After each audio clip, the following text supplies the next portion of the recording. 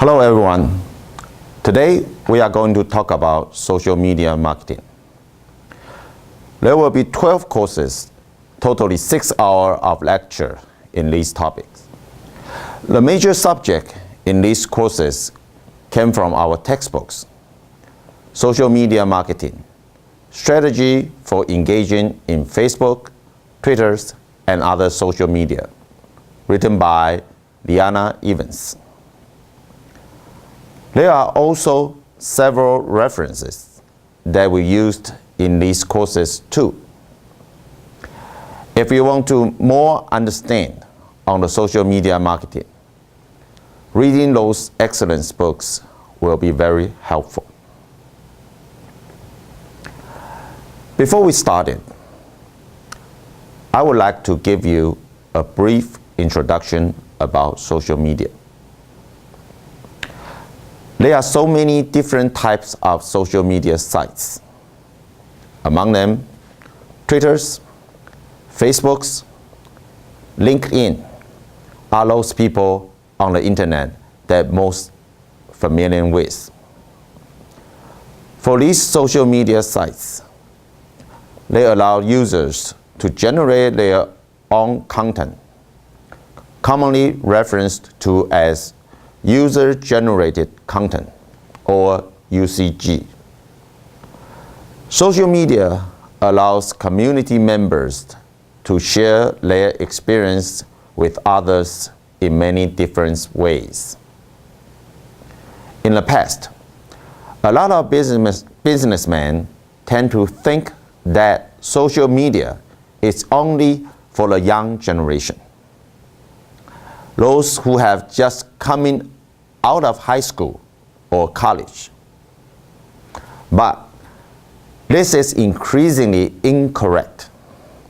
For example, here in Taiwan, statistics have shown that some of the fastest growing demographics in social medias are those above the age of 40.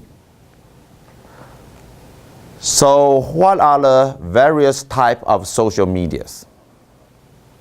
We now would like to take a closer look for those social medias in the next sections. The first type of social media is those social networking sites. Social networking sites usually allow community members to upload photos, videos, tag their friends, post comments on each other's wall, creating groups, add fans, invite friends to events, post bulletins, and maybe integrated applications. And undoubtedly, more features will be added as the need arises in these type of communities. MySpace, Google+, and LinkedIn, for example, are social networking that most people are familiar with. But among them, Facebook has surpassed other social networking sites in popularity. In the year 2012, Facebook has climbed to more than 120 million unique visitors a month.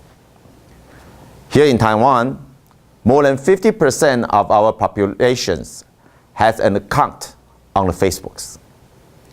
But if you plan your strategy for social medias only on these most popular Facebooks, I have to remind you that most of these social networking sites may have extremely different audience. Different social networking sites may offer very targeted audience. You should not be overlooked when you are planning your social media strategy. For example, LinkedIn caters to professionals who want to build their network of colleagues and associates. This site allows community members to post their resumes, answers and ask questions, and form and join groups. Ian's is another example of a social networking site. It, on contrast, caters more to an age demographics.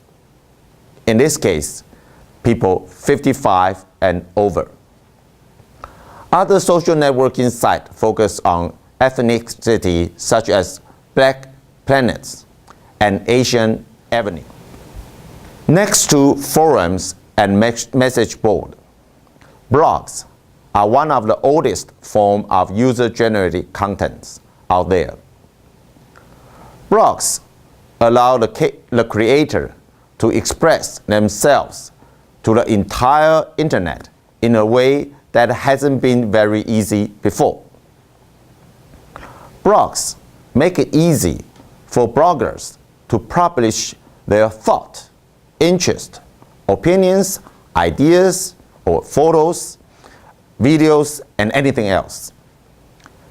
They would like to share with an interesting audience.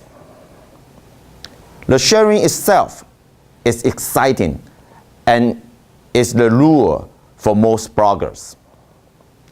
This is usually the only driving forces that keep most bloggers on the internet from going. Blogs are possibly one of the best ways to get the word out to a much tailored audience and allow companies to reach those people who are truly interested in their content. But for companies on the internet, blogs can be one of those double-edged swords. Since bloggers are not journalists, your contact with bloggers should be careful, not to get off on the wrong foot with the blogging community, and contact them in a very personal manner was suggested. Twitter and Prongs are two very popular social medias here in Taiwan. We call them the microblogging. So what is microblogging? Think of microblogging as a much abbreviated blogs consisting of short message, usually is 140 characters or less. Microblogging often sent from smartphones, laptops, or other mobile devices. Your message are sent to people interested in seeing your post. Those people are known as followers, or if you are using Twitters, your posts are known as tweets. Since Twitters use an open API, Twitter has grown by leaps and bounds in both active user as well as available applications. There are now mobile apps, analytics applications, as well as URL shorteners to have tweets to share their messages. These messages can contain random observations or status update to block comments, videos, and photos. The power of microblogging for a business can be huge if you add personality into your message and not just allow it to be automated. There are another kind of social media that most people are familiar with. That is the wikis or Wikipedias. Wiki are a great way for people to share their own knowledge and expertise regarding nearly anything imaginable. While controversial in the sense of verifiable facts, for example, here some college, university, and school don't accept Wikipedia as a source for papers and report here in Taiwan. But nevertheless, Wikipedia cannot be ignored for its power for quick information exchange. Wiki, for are not just limited to Wikipedia. There are very specific subjects-oriented wikis, such as one based on Star Trek and Star Wars fan, Cheeses. Companies even launch wikis around industries-related terms or popular product lines or brands with their audience helping to contribute the content that fill these wikis.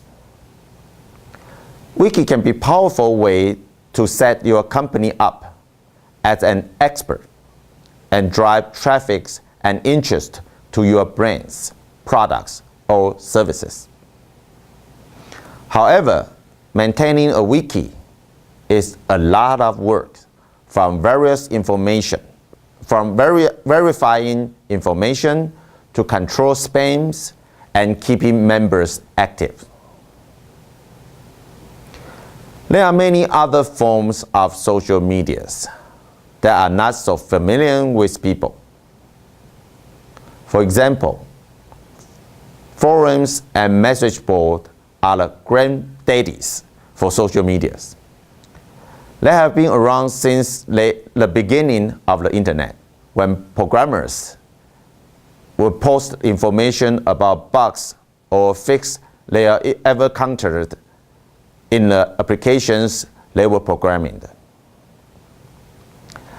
They were in the first place in which people visit and seeking information from people who have experience with the subject they were interested in.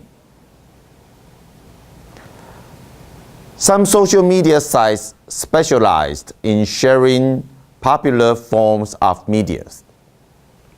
The social sharing sites tend to focus on two types of media: photos and videos. The two sites that you cannot leave out of your strategy are Google's YouTubes and Yahoo's Flickrs. Sites such as Delicious, Magnolias, and Digos are communities that have a host of fantastical collectors who want to find great sites to share with their friends as well as the community. This social bookmarking site allows you to bookmark and share your favorite websites with an entire communities. Before you start your social media marketing, please bear in mind that it may not be easy, quick, and cheap. It is one of the biggest misunderstandings of social media marketing is that marketing in this internet media is easy, quick, and most of all, it is cheap. This perception of social media marketing came from people who see reports in the newspaper about how something went popular on a social media site. Since this overnight success seems so easy, they then assume that it was fast, it was easy, and therefore cheap to implement. But here is the problem. Although contents to these social media sites is easy and free, a lot more work is involved in making that content valuable to your audience. The difficult part of finding success in social media is dedicating your resources and time to the social media marketing context. Frequently, most success on social media are stumbled into, not planned by its creator.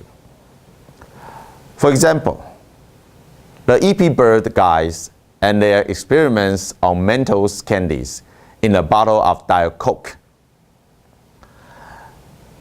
This overnight success was totally accidental.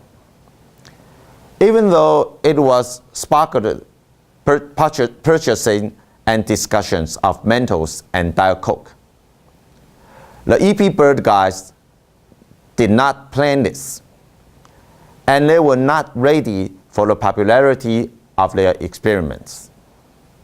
So unfortunately, this accidental success means those success did not benefit the company in a way they would have if there had been a business plan in place.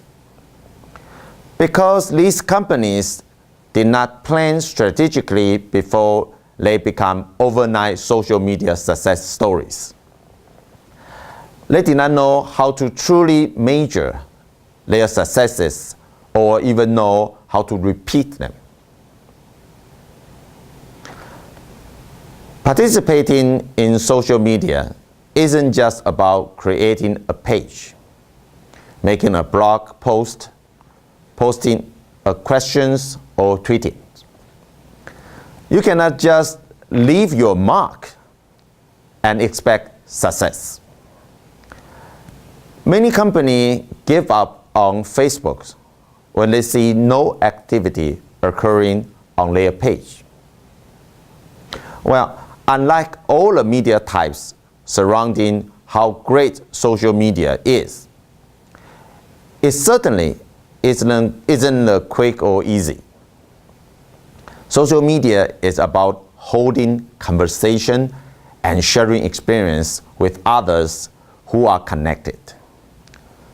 Social media community also involve trust, and trust not gained overnight, which is why it pays to first create a social media strategy. Unfortunately, the real conversation often is happening in a forum that the company doesn't even know about. Focusing effort for limited times and in a place where your audience isn't having any conversation about your company is a common mistake. The most important point to remember about a conversation on social media site is that they go on with or without your involvement, approval, or input. Conversations such as these will take you a lot of time and resources to become involved. You cannot control what's being said, how it is being said, or who is saying it. Unlike the traditional mass marketing advertising, with social media, a community is discussing you and your products, services, or brand in a way that its members feel benefited, not the way the company has decided it will benefit the audience. Senior executives who are so familiar with traditional media sometimes have a problem with this concept. Many executives believe that they are in total control of the conversation about their company, brand, products, or services. These people always try to hire people to spin everything. They have been brought up to believe that marketing is about delivering the very careful craft messages, and that it does not matter what the audience say about these messages. Social media has changed all of that. A company no longer has complete control over what is truly valuable to the people who buy their wares. Now the audience dictates the value of your company's products and services. That can be a bitter pill for top management to swallow after years of marketing in a traditional way. Making a conversation with your audience isn't easy. Nowadays, consumers have become increasingly suspicious of companies enter the online marketing space. Always remember that your consumer does not want to be marketed to. Unfortunately, most companies look at social media sites as another place to push their marketing messages like the TV or newspapers. Those messages sure will fall on deaf ears in social media community. Members of social media community are no longer convinced by a coupon for 10% off or an invitation to try a new product. Instead, what they want is connect. This is why social media marketing takes time to nurture relationship into conversation and create those solid, trusted connections. As I have mentioned, previously, years of dealing with traditional media such as TV, radios, and newspaper has conditioned marketers not to listen and focus solely on a finely tuned marketing messages. But social medias work only when the audience members find true value in your products and services and they're willing to share their experience with others. So it is not about you, even though you see consumers talking about you. Please understand that listening is required when you are entering into a conversation in a social media site. When the internet really started to take off, consumers take more control over how their voice, their experience with products or services. From websites to blogs to forums and message boards, conversations start to spring up around products, brands, and companies. Long before the term social media has coined in, these conversations were happening with very few companies knowing that they were even going on, and even fewer understanding that they need to participate in those conversations. These conversations have had more influence on what others buy, subscribe to, and believes is valuable than any marketing messages could manage. You must first begin to understand that a consumer who seems to be complaining is really a customer who has very disappointed in your service or products after putting a lot of trust into what you were selling.